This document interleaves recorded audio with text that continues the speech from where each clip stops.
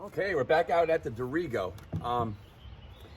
And what you can see now is the bulkhead of the Dorigo as it is. And there's that small internal keel that I talked about, and that's where the foot stretcher plate is attached to. And the idea of the rib here goes straight up to the gunnel of the boat, and that's where the rigger would attach. So all the force that would try to crush the hull was contained. I'll take a piece of cardboard like this, and at first it's just a square piece, and I will hold it up against the rib and to the boat, and then I'll draw my line, and then I will cut out the line. And what that does, it gives me a perfect template to then cut a piece of wood that would fit right in that curve of the hull. And I make it so the template runs right up alongside the keel. So I know the keel is going to be a ½ an inch, so I'll add that to my template. So I'll take my 2x4 and I'll lay my template on the 2x4, and then I'll cut out the curve of the hull as I have on this template, and then I'll cut the notch in the bottom so that fits right over the keel. So this is a floor timber, and in sailboat construction, it sits over your keel down onto the boat. And I'll take it and I will bolt it to the internal bulkhead, or the rib as it is in this boat. And then here in the center line is where I'll drill a hole. I'm not sure what size bolt I'm gonna use. It doesn't have to be very much. But then the bolt will go through the floor timber, down through this skinny little keel, which no longer has any, it doesn't need to be strong anymore because I'm using this as my strength, and then straight through the boat and straight into the bottom of the keel. And as you can see, I've done that to all of the ribs going down the boat.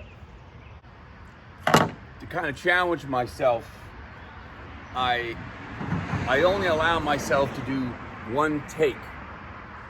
And I can't, and I don't plan, and I don't have any notes. So when I talk about the Dorigo rowing shell, if you see me hesitate and pause, because I'm trying to remember what I know about the Schoenbrod, and I'm telling you about making floor timbers and how to do it and how I do it and what they're used for.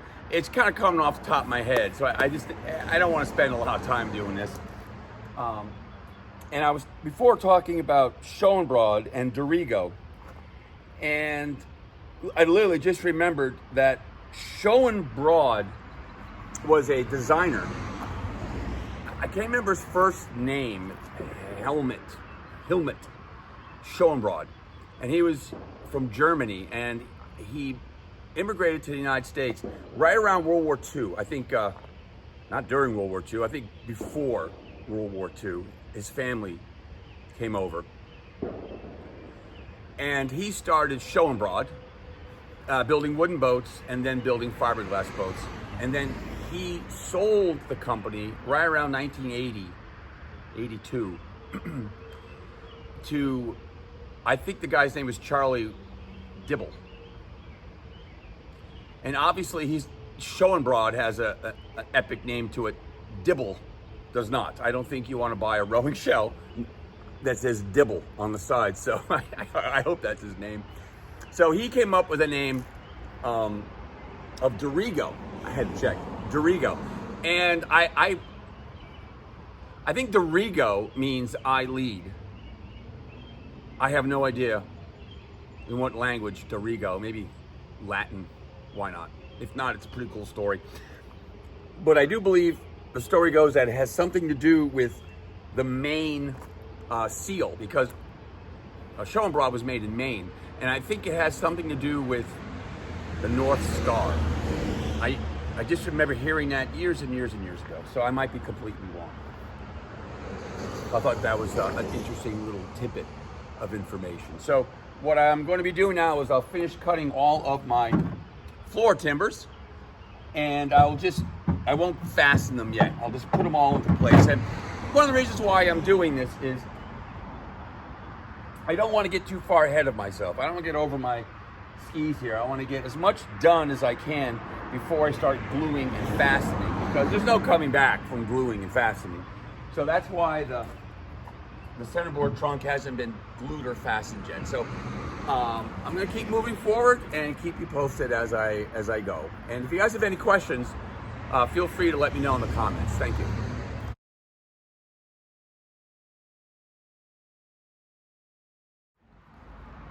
So just to kind of show you the process of making the rib, or the floor timber that attaches to the rib.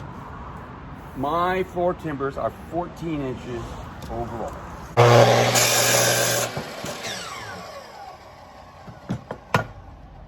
Get my center line at 7 inches. I'll take my template,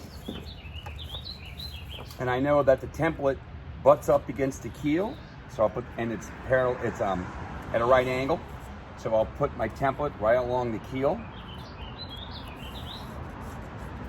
Draw the shape of the floor timber as I figured out using my template. It's a little short, so I just extend it a little bit like that. The keel comes up 1.25 inches. I always check to make sure. 1.25 inches.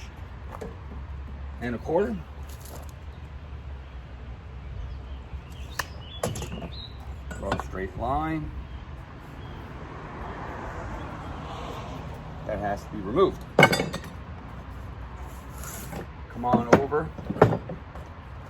Clamp it to my workstation.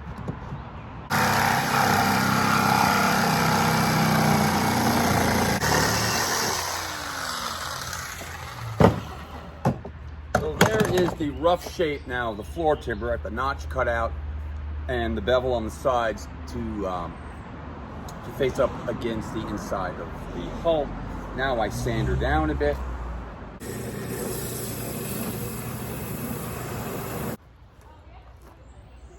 So here's a cut new floor timber, number 5, and it's pretty good.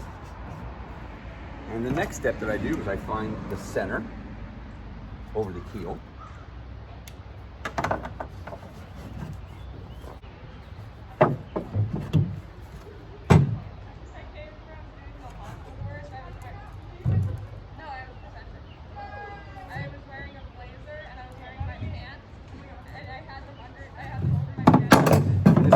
Center line of exactly where to put my through bolt to hold the keel. There you go. Done. Oh, JJ's back. JJ! Come say hi, JJ. Good boy. Oh, you're such a good dog.